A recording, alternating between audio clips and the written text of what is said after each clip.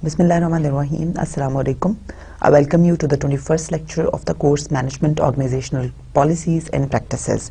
Before we start with the 21st lecture, as we always do, let's have a recap of 20th lecture, wherein we discussed the different formation of the labor unions and the different issues that come up in the negotiation process when it comes to dealing between the employer and the employee. So we discussed that why workers form unions, right? We discussed a number of rationales behind the formation of union that the employees have. We also discussed the collective bargaining process, then how this process begin, what do we mean by collective bargaining, and what this process is all about, what are the different parties that are involved in this collective bargaining process.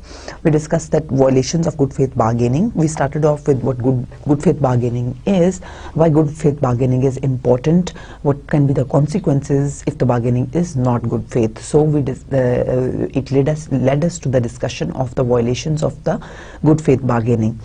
How the good faith bargaining is violated and what are the different consequences if the good faith bargaining is violated. We discussed this with the help of a number of examples that showed that when and in what cases we can term the bargaining as not good faith. So we also discussed the conditions for good faith bargaining. We discussed the parties that are involved in the negotiation process. Who are the representatives of these different parties, and then we discussed the different bargaining items. We discussed the mandatory bargaining items, we discussed the voluntary bargaining items and the illegal bargaining items, and we discussed the different implications of these bargaining items on the contract of the employees, right? Then we had a discussion on the bargaining stages, that when the bargaining process is initiated, when the collective bargaining starts taking place, how the process basically is designed, and what are the different stages in that process, how it starts with the proposals and the counter proposals, and how then the concessions are made in those proposals, that changes are recommended and the changes are accepted, and there is give and take in these proposals, and after those changes how they are then both the parties, they move to their subcommittees and discuss it with the changes in the proposals with the subcommittees, and how then they again finalize the terms of the contract, and then the contract is finalized, right? So we discussed in detail the different bargaining stages and the bargaining process, right? And that was the main concept that we had discussed in our topic relating to the collective bargaining and the negotiation process. We also had a discussion on the impasses, and that how when the bargaining is not successful between the two parties, it leads to a situation of impasse, right? And then how those impasses are resolved, that is by way of third party involvement. We discussed the two possibilities in third party involvement. One was the mediation and the other one was the arbitration, and we discussed the consequences of the two types of the third party involvement and the differences between them. Then we had a discussion that how the employees they enter into strikes, what are the different forms of strikes, why do they enter into all those different forms of strikes, what are the illegal strikes and what are the illegal strikes, right? And which led us to the discussion on picketing. We saw that how the employees they enter into picketing, and what are the different cautions that the employer should take when the employees enter into picketing, and how they should safeguard their non-striking employees and the replacement workers, and what are the different options available to the employers when it comes to the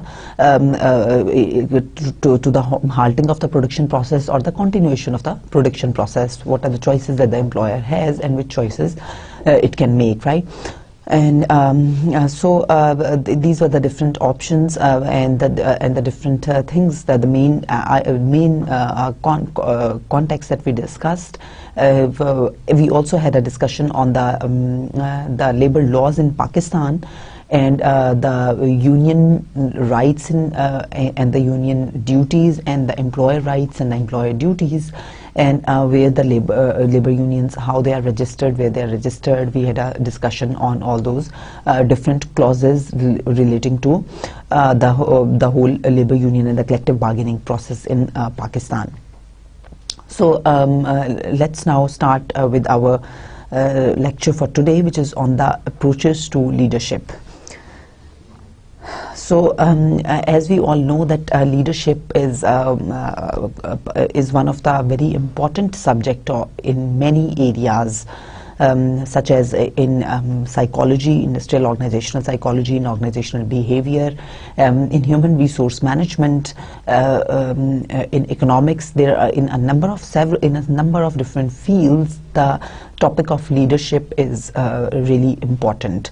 It is highly important. So we'll be discussing today that what is leadership, what are the different trait theories of leadership, and we'll discuss this with the help of the old theory of leadership and with the help of the Big Five personality model. And we'll discuss the limitations of these trait theories of leadership. Then we'll move to the discussion on the behavioral approaches to leadership, and within the behavioral approaches to leadership, we'll have a discussion of the Ohio State studies and the University of Michigan studies. Then we'll have a discussion on the contingency theories of the leadership. So there are a number of the contingency theories of leadership that we'll be discussing today, such as the Fiedler's contingency model, cognitive resource theory, Hersey and Blanchard's situational leadership model, path goal theory. Then we'll be moving to the inspirational approaches to leadership, wherein we'll be discussing this transformational leadership, the transactional leadership, laissez-faire leadership, ethical leadership, online leadership, mentoring leadership, and we'll also be discussing the charismatic leadership, right? So these are all the different leadership approaches, different leadership models that we are going to discuss, and we're going to also we'll try to make a comparison between these different approaches, the strengths and the weaknesses and limitations of all these different approaches, right? So let's start with what leadership is. So leadership is the ability to influence a group toward the achievement of goals. So how leadership is different from management? When we see the definition of management, we can see that management is the use of authority inherent in designated formal rank to obtain compliance from organizational members. So the differences are quite clear between the leadership and management. One thing it is decided that leadership is different from management, right? So leadership does not mean management, right? Or leaders do not necessarily mean managers, right? So they can be different people, or they can be the same people as well, right? But because the leader, to be a leader, it is not necessary. If we just try to extract from the contents of these two definitions, we'll see that it is not necessary that to be a leader you also need to be in a formal role in the organization, or you do not necessarily need to have a formal authority or formal power in the organizational structure, right? And then also you don't need to have the power to exercise certain decisions or to give orders, right? So you don't need to have authority for being a leader, while for being a manager is a person who has a certain power which is coming from which is the legitimate power that has been given to the organization, to the manager from the organization, right? So because it is coming from a certain managerial rank that he has, and there are certain powers associated, like he can hire or fire the employees, he is responsible for the selection of the workers, he also makes the performance evaluations, and he recommends the demotions, the promotions of the employees, or he recommends the increments, etc. Right? So these are the different categories in which the manager is powerful, or he's been given the power, right? And so they are all the powerful positions which are they have the, and then the managers, they have the legitimate authority to get the work done from others. So that is what the managers do. They get the work done from others, and they have this legitimate authority to get it done from others. It has been position given to it by the organization, right? But on the other hand, the leader, he does not have any such legitimate power, right? And the leader can only emerge from within a group as well, right? So in a group or in a team, there can be the leaders who are self-emerging, right? And they don't have any powerful role in the organization, but still they can be they can lead the group, right?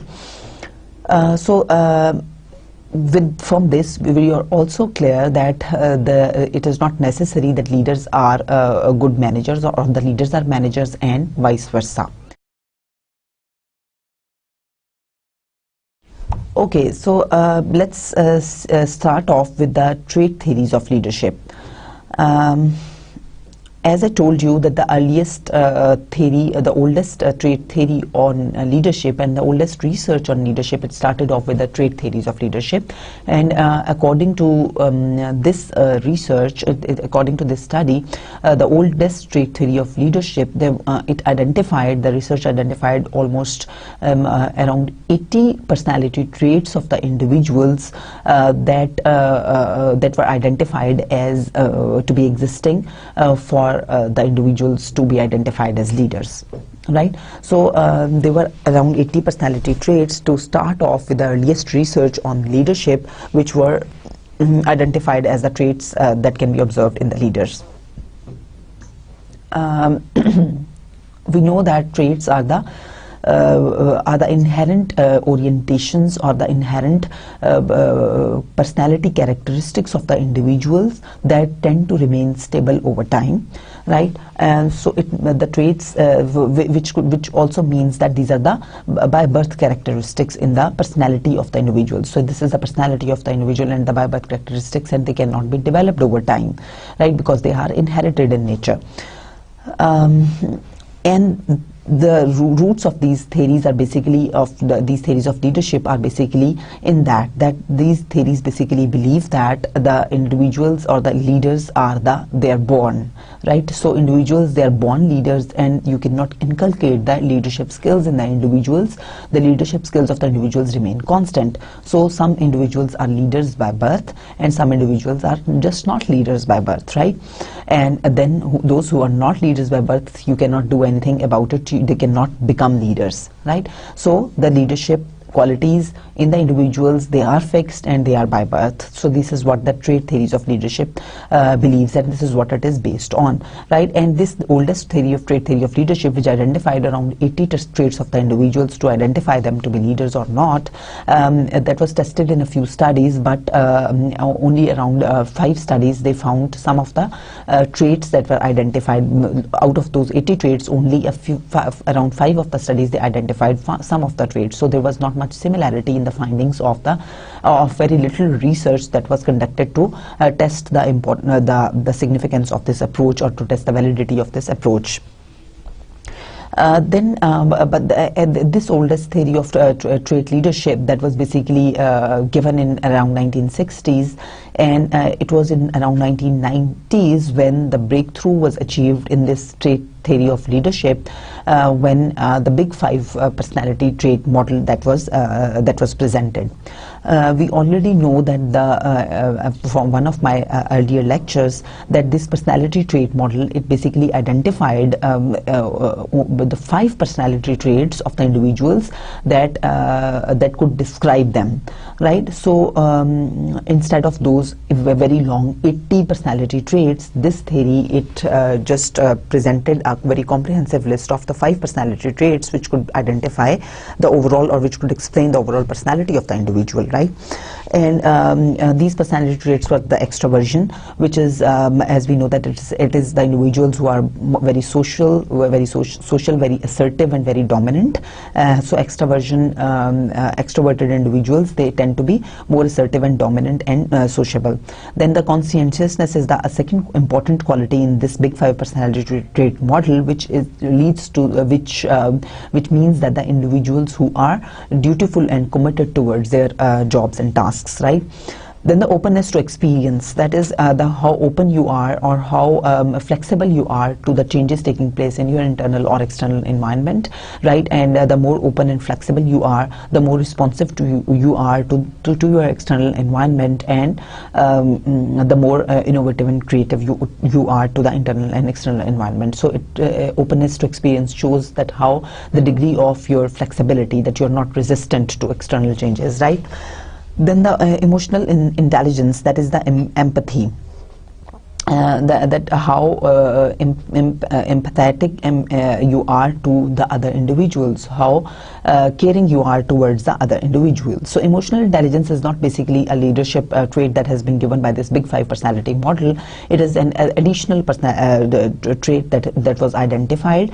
Other than these the first three personality traits, we know that in the Big Five personality model, the one of the traits is the agreeableness, that how you easily tend to agree to others, and if you're high in agreeableness, it means that you are more caring towards what others say or towards the needs of the others, and you easily adjust to their demands and you listen to their demands than posing your own demands and posing your own problems, right? So you tend to be how agreeable you tend to be with in your dealings with others, right? And then we have the emotional stability, which is the fifth characteristic in this leadership personality, in this Big Five personality model.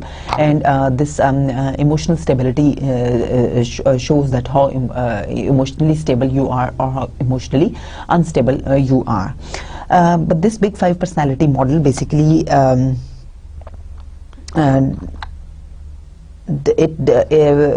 this model basically showed that the three of the traits, extroversion, conscientiousness and openness, it showed that these three traits, they are basically positively related to the leadership, to leadership, right? The results of the studies or of the empirical research, they found that the three personality traits were really strongly related to the leadership, to the leadership, right?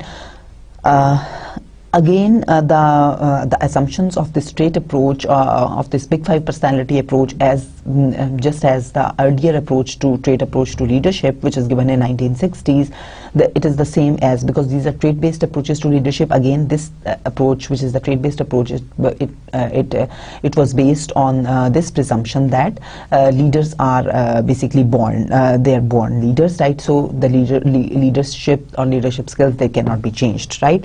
So as for this Big Five personality trait, Big Five personality model, it identified the characteristic that it identified, which were not as important in determining the leadership skills of the individuals, was the agreeableness and the emotional stability, right? They were correlated with the leadership, but they were not as strongly correlated with the leadership as these three traits. Out of these three, extroversion was most strongly related with the leadership. But one of the limitations of these trait-based approaches and the criticism on these trait-based approaches is that these approaches, they basically these approaches, they prove to be good, or they appear to be good when it comes to identification of leaders, or when it comes to emergence of leaders. That if an individual is very extroverted, which means that he is really assertive and he is really sociable, then he may emerge in a group or in a team of workers, he may emerge to be a good leader. An individual who is strong in extroversion, he may emerge to be a good leader. But whether that individual will be really an effective leader or not, it does not say anything about that. So these theories basically, they tend to differentiate between leaders from non-leaders, but they do not tend to differentiate between the effective and non-effective leaders. Another research on the extroversion, it showed that the individuals who are very high on extroversion, they do not tend to be very effective leaders, because they tend to be really assertive, and to be a good leader, you don't need to be extremely assertive, right? So that was a research other than this, but these straight approaches, they basically tend to identify the leaders from non-leaders, but not the effective from ineffective leaders, right? Then the emotional intelligence, which I told you in my previous slide, that was the sixth personality trait, which is not, of course, within this five personality model. That was identified as an important trait that could measure the leadership of the individuals, right? But there is not much research and there is not much study which wherein it could be concluded or we could have sufficient evidence if there is a relationship between those two. But the research suggests that there might be a strong linkage between the emotional intelligence and the leadership. So as per these trait approaches, what we need to do is that we need to have this assumption in mind that the leaders are born, and our goal should be to select leaders, right? So problem with these approaches is that traits do not generalize across situations and better at predicting at leader emergence than leader effectiveness, as we discussed earlier. Then we have this behavioral approaches to leadership. So behavioral theories of leadership, they start off with the theories proposing that specific behaviors differentiate leaders from non-leaders, right? According to this behavioral theory, it is basically, we could say that it tried to address the limitations, some of the limitations of the trait-based approaches, because this theory, it tried to address, or it tries to understand what are the different behaviors that distinguish the leaders from non-leaders. So also this approach, it stated that since the different behaviors, if we identify that what are the behaviors that form good leaders or the effective leaders, then what we can do is that we can also teach those behaviors to the individuals. So this theory challenged the assumptions of the earlier trait-based approach to leadership, which was saying that leaders were born. Compared to that, this theory said that leaders are not born, but the leadership skills can be taught to the individuals. They can be trained. The individuals can be trained. They can learn the skills to become leaders, right? So leaders, they are not born, but leaders, they can be produced, and infinite number of leaders can be produced by training them, right? And the first behavioral approach was coming from the Ohio State studies, which identified the Ohio State studies. This basically identified initially around 100 behaviors of the individuals that could differentiate between the leaders and the non-leaders. So initially it started off with identifying almost 100 behaviors of the individuals, but then it ended up with in only 2 comprehensive categories of the individuals' behaviors that could differentiate the different behaviors of the leaders, right? So it was the first one was the initiating structure or the production orientation, and the second one was the consideration or the employee orientation. Under the initiation structure or the production orientation, what happens is that the leaders, they tend to exhibit the behaviors which are basically production oriented, as the name indicates, or which are task oriented. So they tend to set certain rules and regulations, and they tend to define the tasks, and they allocate those tasks to the different individuals, and they give them the deadlines to get those tasks done within time, right? So the things, the rules, the policies and the procedures are clear, and the rewards are clear, the different punishments are clear for the individuals, and they are basically given us certain tasks, and they were given deadlines, and they have to strictly meet those deadlines, and they have to get those tasks done within that stipulated time period. So this is the basically task-oriented style of leadership, where the leader's role is to get the task done from the employees or from the individuals, right? So that is the task orientation or the product orientation or initiating structure. And then the other one is the kind of the leaders who are who are employee oriented, or the consideration leadership style. Under this leadership style, the individuals or the leaders, they tend to build relationships with their employees. They tend to develop cohesiveness with the employees, mutual trust between the employees. They tend to respect the employees, listen to the employees, share their problems problems, and they tend to build good relationships with the employees, and they tend to get the work. They basically their focus is more on the relationship building with the employees, and they get the work done through that, right, compared to the production structure, where the focus is basically to get the tasks done from the individuals. The consideration structure is basically relationship oriented. Here the leaders, they tend to be relationship oriented with their employees.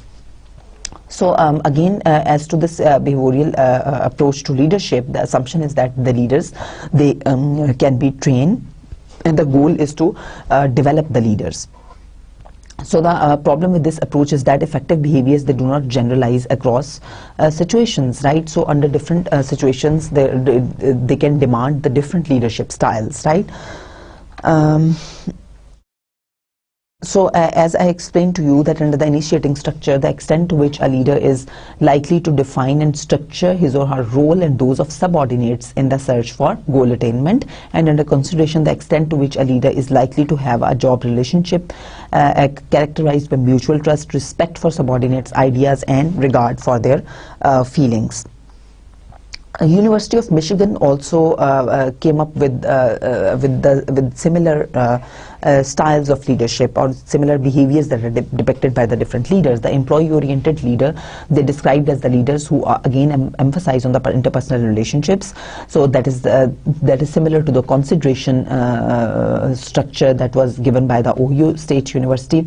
And then again, the employee-oriented leader, it takes a personal interest in the needs of the employees and accepting individual differences among members, while the production-oriented leader, it is the one who emphasizes technical aspects of the job and gets the work done, defines the roles and gets the work done. And this is just similar to the initiating structure, which is we discussed for the Ohio State University.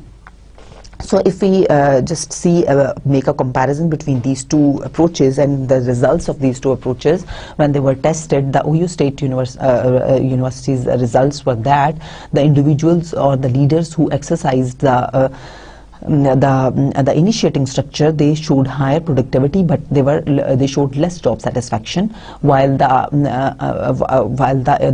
leaders who were more considerate, or who used this consideration leadership style, or who focused more on the relationships with the employees, they gained better job. Their subordinates were more satisfied with their jobs, but they showed lower productivity. Right, so productivity was higher for those leaders who used the initiating structure, but the job satisfaction was low, and for the consideration structure, the productivity was lower, but the job satisfaction was higher, because this leadership style focused more on the relationship orientation. And the University of Michigan, it found in its study, it found that the individuals, the leaders who used the employee-oriented leadership style, they tended to gain better productivity from their subordinates, and as well as their subordinates were more satisfied and happy with their leaders. Whereas the production-oriented leaders, they tended to have lower productivity and lower levels of satisfaction from their subordinates, right? So the University of Michigan, it basically, this study, it basically recommended that for leaders to be effective, they should use the employee-oriented leadership style, because it tended to enhance both the productivity and the satisfaction of the subordinates compared to the production-oriented leadership style, right? But the University of Ohio State, it basically stated that these approaches and these leadership styles, they still need more research, and that a combination of these two approaches that should be used for the effective leadership, and not only the employee-oriented leadership style should be used, which was the recommendation from the University of Michigan studies, right? But still, of course, these studies or these theories, they warrant more research for the conclusive evidence. The managerial grid, it was developed by Blake and Mountain based on these two leadership styles, which were given by these identified by these behavioral theories of leadership, right? So if we look at this grid, we see that on the x-axis we have this concern for production, and on the y-axis we have the concern for people, right? And this grid basically depicts that those leaders who are high in concern for production, or who are more very production oriented as well as who are people oriented. So they are at the top on this grid, 9-9. Those leaders, they tend to be most effective, right? So on the other hand, if we look at the extreme bottom left of this grid at 1-1, so these are the leaders who are extremely low on concern for production, and they're also extremely low on concern for people. So this is basically the laissez-faire leadership style, where the leaders, they just let the things happen, whatever is happening. They are just giving free hand to the employees. They are neither concerned for production, they are nor concerned for people, right? So this is the 1-1 leadership style, right? So this tends to be the most ineffective leadership style, right? And if we look at this 1-9 at the top extreme left on this grid, we see 1-9. Which shows that here the leaders, they tend to be not concerned about the production, but they tend to be extremely concerned for the people, right? And if we look at this 9-1 on the extreme again corner, right bottom corner, we see the 9-1, where the concern for production is extreme and the concern for people is the lowest. So here maybe it is reflecting this autocratic leadership style, where you are just dictating, and you are just telling terms, and you are just explaining telling the rules, procedures, and strictly following those rules and procedures, etc. So the conclusion of this grid was that the 9-9 leaders, they are most effective. So let's conclude these behavioral theories. This I told you earlier that the Ohio State University studies and the University of Michigan studies, how they differ in their conclusions and their recommendations. Then we see the contingency theories of leadership. So these contingency theories on leadership, they basically differentiate. They are an improvement, and they are a development over in the leadership literature. They were a development because the earlier theories, the trait theories and the behavioral theories, they considered the different leadership styles, and they considered that the behavioral theories considered that the leadership styles, they are fixed, right? And the leaders, although they can be trained, but their leadership styles, they are fixed. And earlier the trait theories of leadership were one step back, which said that there are certain leader traits that discriminate between the leaders from non-leaders, but they did not suggest that how they can be related to, how we can differentiate basing on them between the effective and non-effective leaders, right? The contingency approaches, they basically are an improvement because they consider the different situational factors that can occur in the different organizations differently, right? So different situations emerge in the organizational lives, and those situations, they warrant different leadership styles and the different leadership behaviors, right? And that is what is catered in these contingency theories. The first one was a Fiedler's contingency model. The second one was the cognitive resource theory. Then we had the Hersey and Blanchard situational leadership model, and then we have the path goal theory. Assumptions underlying all these different models are that the Fiedler says that the leader style is fixed, right, and the others say that leader style can and should be changed. So we start off with the Fiedler's contingency model, which states that which is based on the assumption that the leader style is fixed. So it based its approach on the two behavioral or the two leader styles that were developed by the behavioral approaches. One was the task oriented and the other one was the relationship oriented. So the Fiedler stated that whether an individual is a leader is task oriented or he is relationship oriented, and his style of leadership is fixed. It cannot be changed in different situations. It will remain the same. If an individual is task oriented, he will remain task oriented irrespective of the situation, and if the individual is relationship oriented, he will remain relationship oriented whatever the situation, right? The Fiedler model, it stated that we should then consider the situational favorableness for the leader. He explained the three elements to decide whether the situation is favorable for the leader or not. The leader-member relations, how good the relations are between the leader and the subordinate.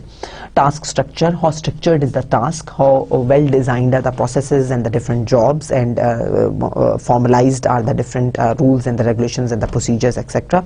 And then the position power, how powerful the leader is when it comes to his formal authority, or even what is the position power of the leader for hiring, firing decisions, if he can make or he cannot make, and the other number of decisions that the managers with formal authority they can make, right? So how powerful that leader is, right? So if these three are high and positive, then the situation is favorable for the leader.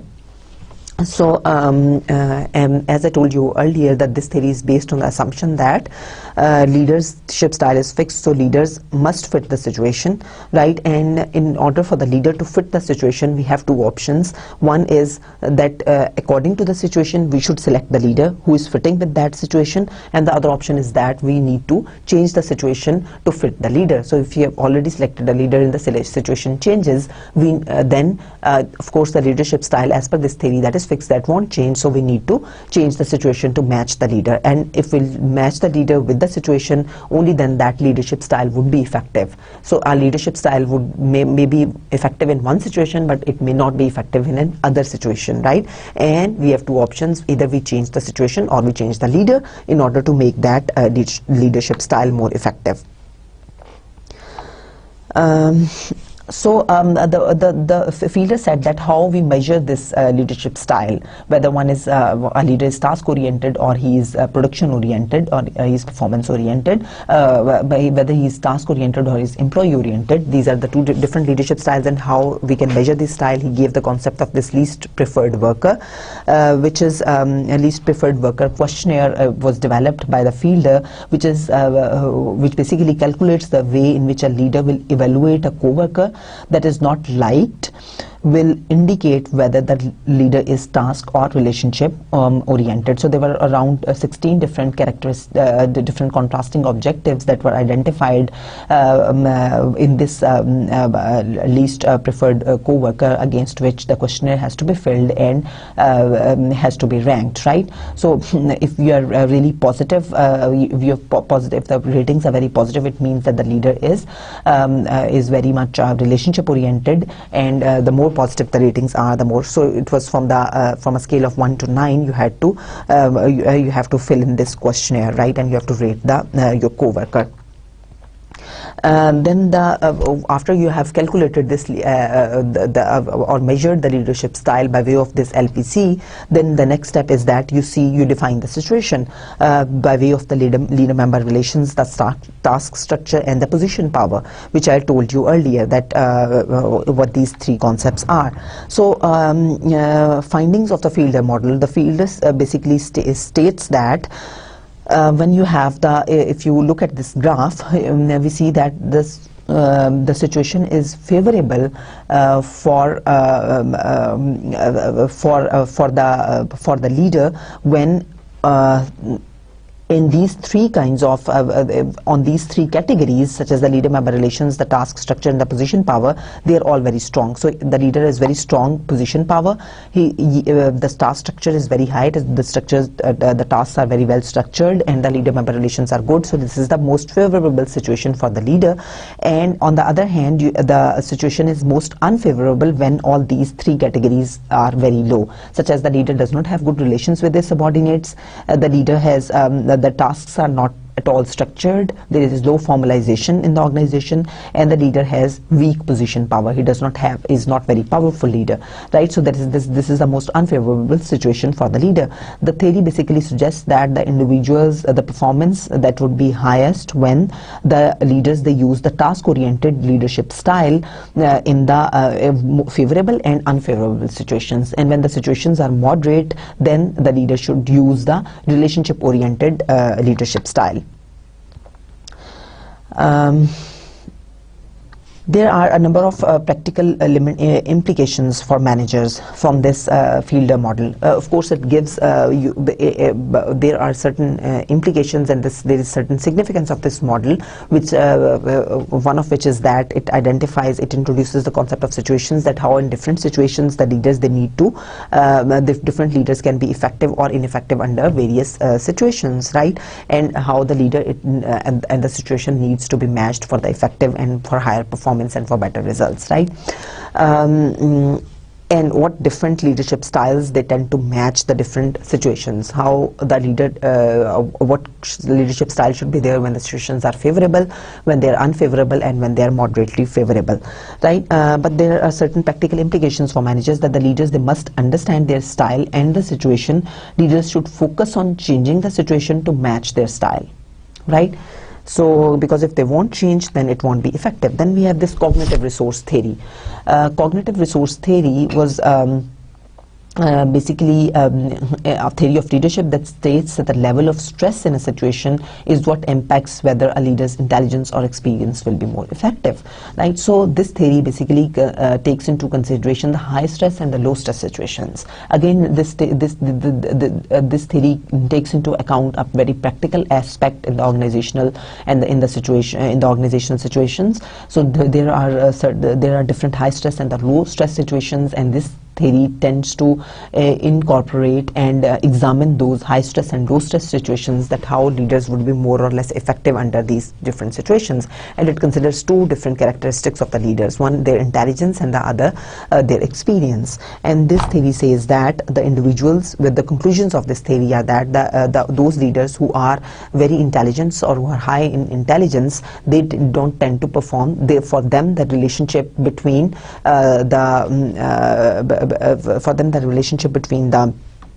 their leadership style and the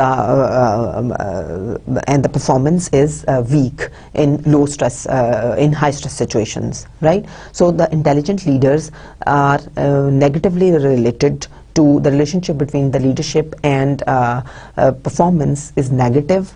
Between the intelligence and the performance. Leader intelligence and performance is negative under high stress situations, while this relationship is positive in low stress situations, right? And as for the experience, the relationship between leader experience and performance is positive under high stress situations, while this relationship is negative under low stress situations. Then we have this contingency approach, which was given by the Hersey and Blanchard situational leadership model. And it considers the leader behaviors, the task and the relationship, and assumes that leaders they can change their behaviors, compared to the Fiedler's model, which said that leaders cannot change their behaviors or the leadership style cannot change according to different situations. This theory assumes that the leaders they can shift from they can shift from task and relationship oriented behaviors, right? And considering the situation. So this theory basically another strength of this theory, or another contribution of this theory to the leadership research, is that it also includes the situation of the followers, or the characteristics of the followers, and it considers then the readiness of the followers. So readiness of the followers is measured by the ability of their ability and experience and their willingness to take responsibility, right? So their followers' task maturity, which is their ability and experience, what is their ability to perform the task and how much experience they are, and their psychological maturity, that is what is their willingness to take the responsibility, right? So these two follower characteristics are measured, which develop the situation, and according to these follower characteristics the leader should exhibit his behaviors. So the assumptions of the theory are that leaders can and they should change their leadership style to fit their followers' degree of readiness, their amount of willingness, and their ability to do a certain task, their task maturity. So therefore, according to this theory, it is possible to train the leaders to better fit their style to that of their followers, right? So if we see the conclusions from this situational leadership theory, we see that according to this theory, if the more amount of follower readiness is there, which means that the more able and willing the followers are to do a certain task or activity, the less it is needed from the the less it is needed or the less it is required to for the leader to use a task-oriented leadership style or to guide their behavior or to be directive or task-oriented, right? The leaders don't need to do much when the followers have the readiness to do the task or when they are able and willing to do it. But the amount of leadership and support and the amount of leader support and the supervision which is required, that is very high under the situations where the subordinates are not able and willing to do a certain task or activity, right? So when their readiness is lower, then you need to exhibit very high amounts of support and supervision, right? But when these two are high, then you don't need to do much as leaders, right? So here they basically match the different situations of the followers with that of the leadership styles. So the theory says that when the followers, they are both unable and unwilling, right, to do a certain task, then the leader should use the directive style of leadership. He should really direct the activities of the followers so that they can do those activities, right? And when the followers, they have the ability but they don't have the willingness to do the task, right? So they are able to do the task, then you don't need to be directive, you need to be supportive. But and when they are unwilling to do the task, you need to be participative so that they can be more willing to do the task. And when the followers, they are unable to do the task but they are willing to do the task, then again you need to be high task and relationship oriented, so that you can say that you can exactly because they don't have the ability to do the task, therefore you need to be more task oriented, right? And when the leaders, when the followers, they are both able and willing to do the task, you just need to monitor, you don't need to do much then. Leader-member exchange theory, that was basically, it again examines the relationship quality between the leader and the subordinate, and this approach is basically based on the competence and compatibility and similarity to leader of the follower, right? So basing on the theory basically assumes that the leaders, they distinguish or they make categories of their subordinates basing on their gender similarities, the level of their competence, and their other personality characteristics, their background, their experience, etc. They differentiate them into two different groups. One is the in-group, in which the members of the in-groups, the leader has good quality relationships with the members of the in-groups, and these are the members who have better competence and who are more skilled and who maybe also match the gender of the leader and who also match other background and other personality characteristics of the leader. They fall into this in-group category.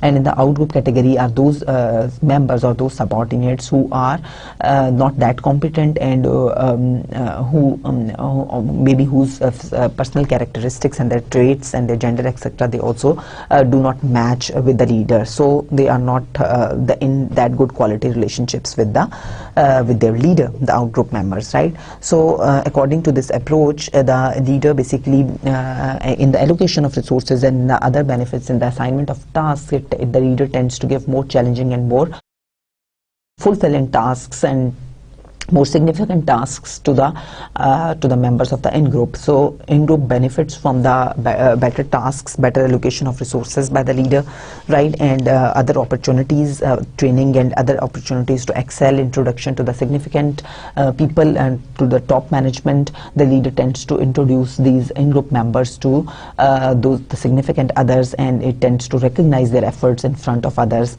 etc., compared to the in out-group members who do not enjoy all these different privileges, right?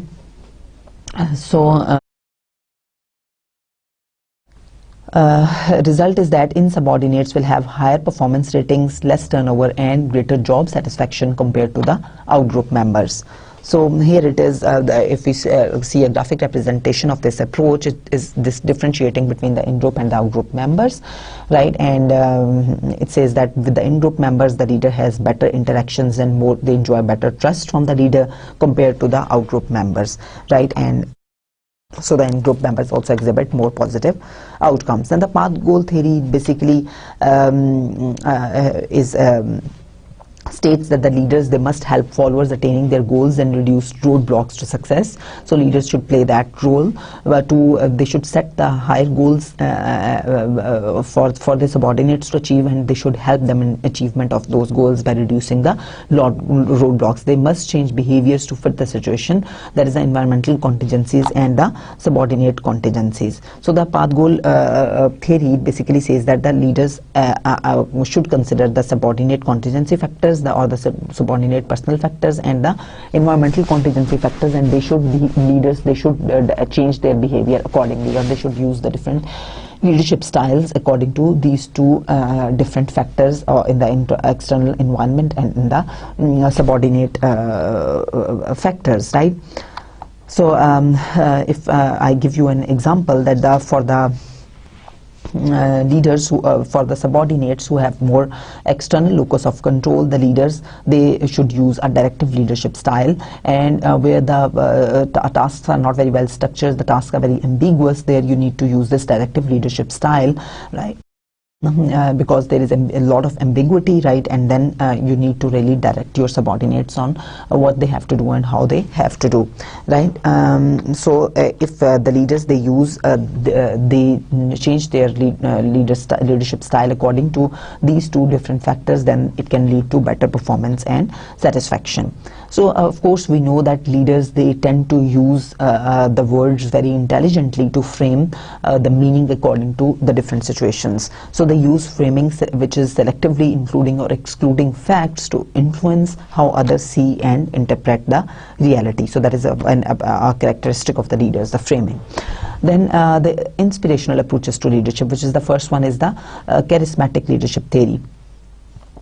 Herein the followers, they make attributions of heroic or extraordinary leadership abilities when they observe certain behaviors.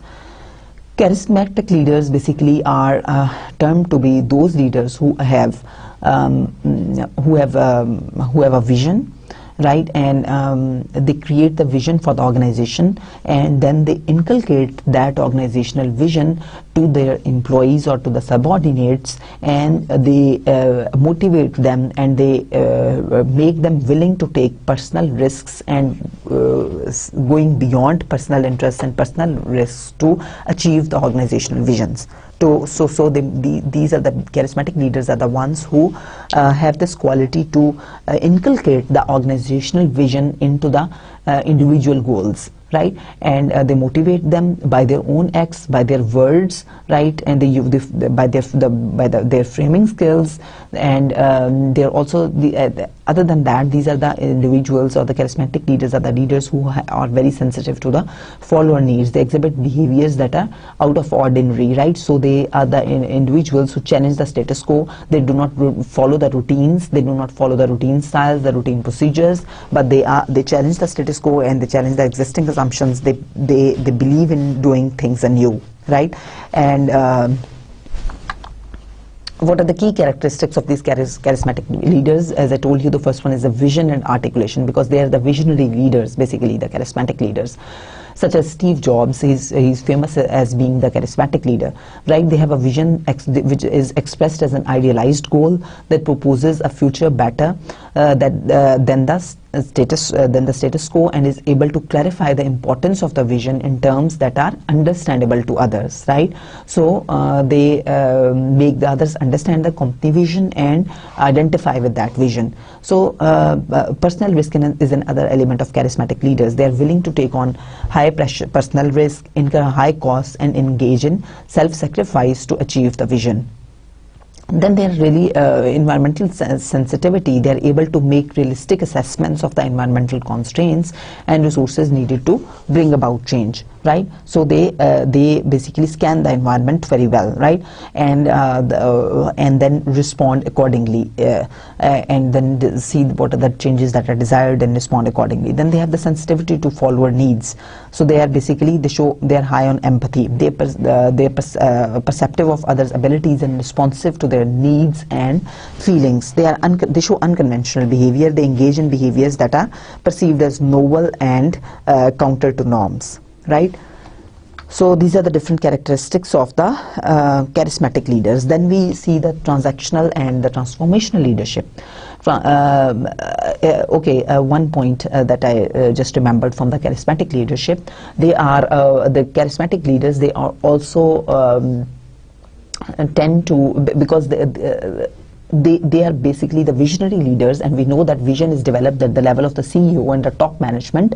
Therefore, one of the limitation of this charismatic leadership the theory is that these, when we talk about the charismatic leaders, it means that we are talking about the top level managers and the CEOs, because only they are engaged into such activities as the development of the vision, the creation of the vision, and then inculcating the sense to the employees at the lower level, getting that identified by the other stakeholders in the company, right? And secondly, one of the criticism that comes from on this charismatic leadership is that these leaders are also they tend to blur the boundaries between the organizational and their personal interests. They have shown to do that, right? Blur the boundaries between their organizational and their personal interests, and such leaders are also shown to hire the people or the subordinates who are really yes people, because they are not in a habit to listen no from their subordinates or from the people who are surrounding them. So they tend to hire the yes people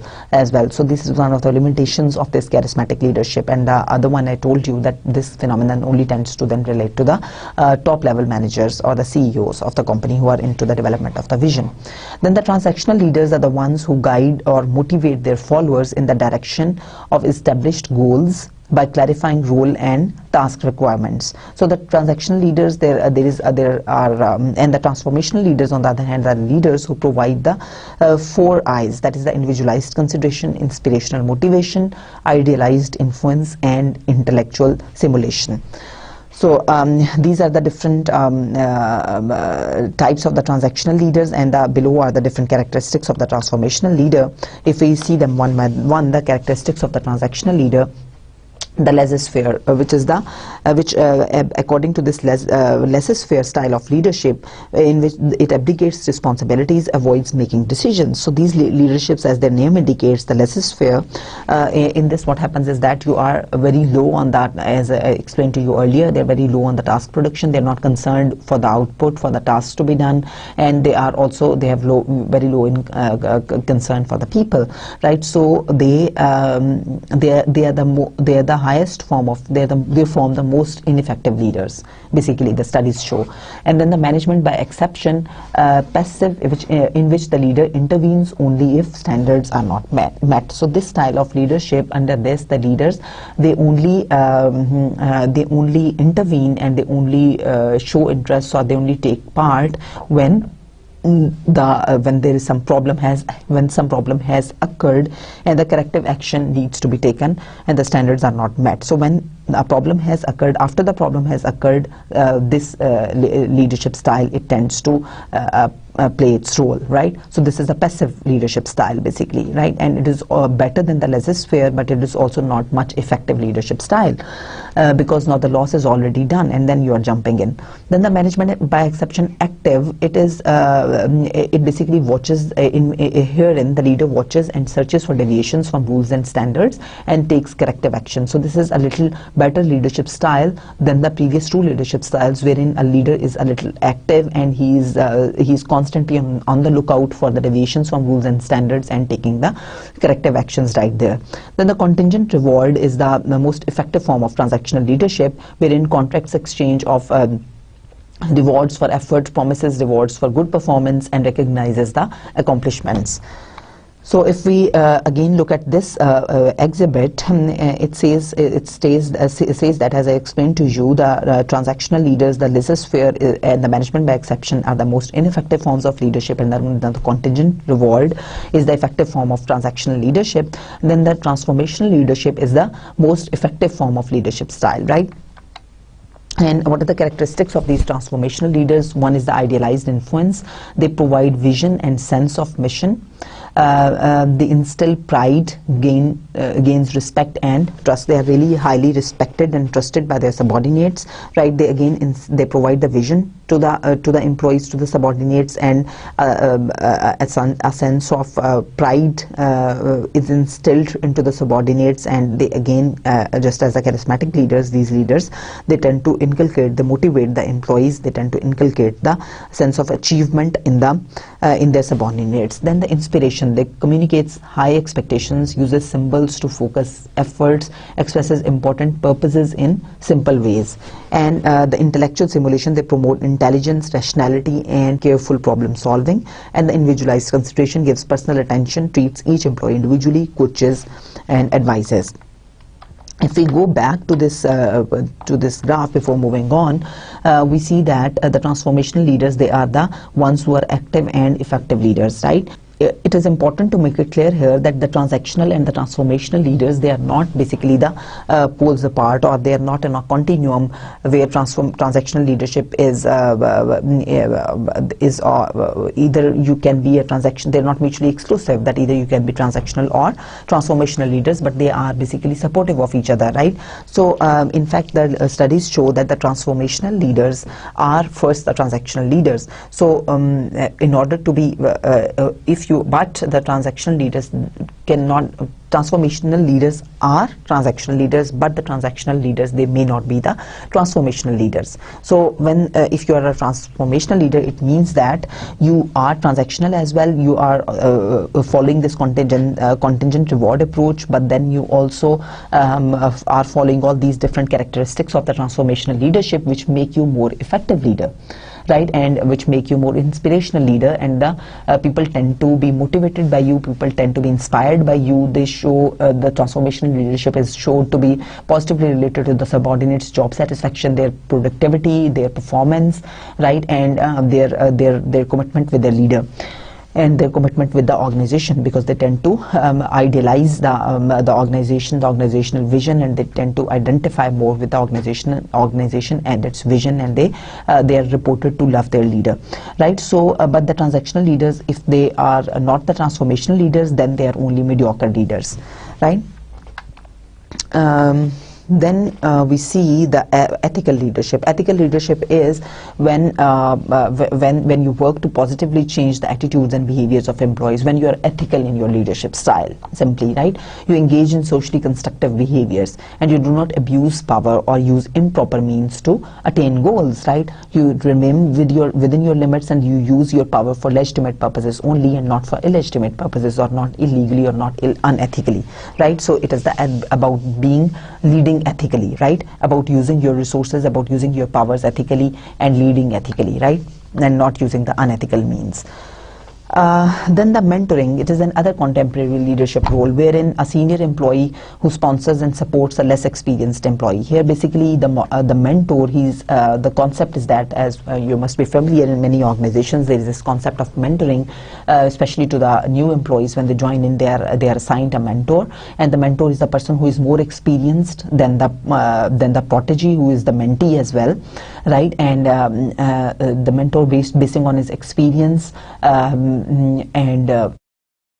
he guides the mentee or the protege on the different career. He also provides him the career counseling, advice on the company trainings that he can take, on how he can improve the various tasks, what are the different task problems that the protege or the mentee is facing. So all the discussion relating to the job of the mentee and the problems that the mentee is facing, they are the mentee, he can discuss with his mentor, right? And the mentor provides provides him advice on all the different career counseling aspects, right? So he provides them the career counseling.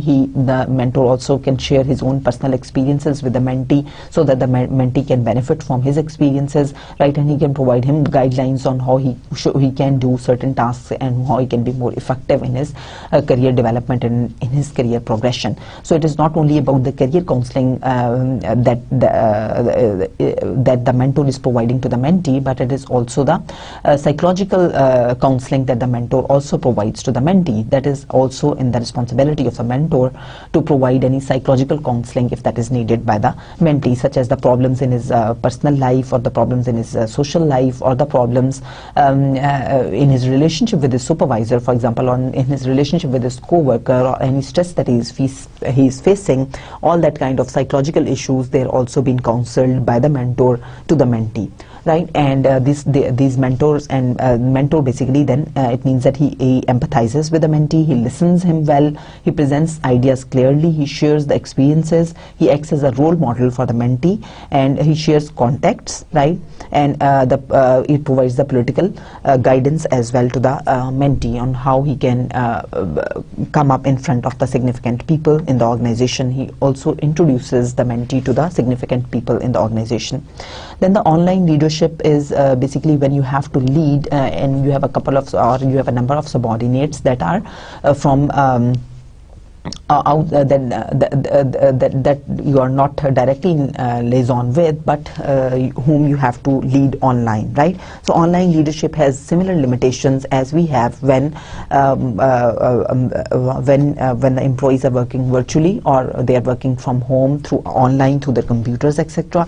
So when you have to lead online to such group of people, right, then you have the similar problems as because the communication channels, then they are not that rich, and the leader he can often use the verbal language, very tight verbal language or tough verbal language to their subordinates if he feels that the task is not get done. But then he can use combine that tough use of verbal language with the non-verbal gestures that are soft, such as with a smile. He can convey that difficult meaning to the subordinate, so that the subordinate the meaning has also been conveyed to the subordinate, but in a lighter way as well, right? And we discussed in detail the richness in the communication channels. So when it comes to the online leadership, then the communication channels, they are not that rich, and then it might the leaders who are more effective when it comes to the face-to-face communication with their subordinates, they may not remain that effective when it comes to the online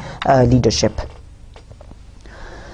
Attribution theory of leadership, it basically states that, just as we discussed the attribution theory earlier as well, that the leaders, the subordinates, they tend to attribute the certain characteristics to the effective leaders, such as the leaders, they are thought of as intelligent, outgoing, they have strong verbal skills, are aggressive, understanding, and industrious.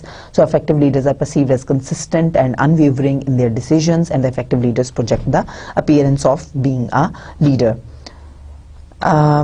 Of course, we can find and create effective leaders by way of selection, right? So review specific requirements in the job, what kind of situation is there, what kind of job is there, what it demands, then use the test to identify the personality traits associated with the leadership, measuring their self-monitoring and assess emotional intelligence. We know that emotional intelligence is an important characteristic, and we also know that extraversion, moderate level of extraversion is important to be effective leaders, right? So we can judge them against their personality traits. We can see what are the different what is the situation in the organization, what is the job for, and what are the requirements of the job. Then we can conduct the personal interviews to determine candidates fit with the job. And then through training, we can also find and create effective leaders that recognize that all the people, they are not equally trainable, teach skills that are necessary for employees to become effective leaders, and they provide behavioral training to increase the development potential of nascent charismatic employees, right? So through training, again, as we saw that leadership traits, there are some traits of the leaders that are by birth, but there are certain behavioral characteristics of the leaders as well that can be trained, that can be learned through trainings and the skills, and then you need to train them, and you need to equip them with those skills so that they can become the effective leaders. So here are a number of different questions for you on all these different leadership approaches that I would really urge you to read. We have the answers here as well, but I would urge you to try to solve them, try to get their answers yourself before seeing the answers in here, right? So there are a couple of very interesting questions which would through which you would get to know what is your understanding of these different leadership approaches. They can be really helpful for you because they are addressing a number of different leadership approaches. So that is it for today's lecture. We had a discussion on the different leadership approaches, the trait-based approaches, the behavioral approaches, the contingency approaches, and the inspirational approaches and the contemporary approaches to leading the employees, the different leadership styles and the different situational factors, and how a combination of those can bring up the effective situations and can bring up the effective leadership styles, and we can gain better performance and better satisfaction from subordinates by matching between the leadership style and the situation. So we discussed the implications for management of all these different approaches, and with this we come to an end of today's discussion. I hope you enjoyed listening to today's topic. It was personally to me it was really interesting. So I thank you very much. See you again. Allah Hafiz.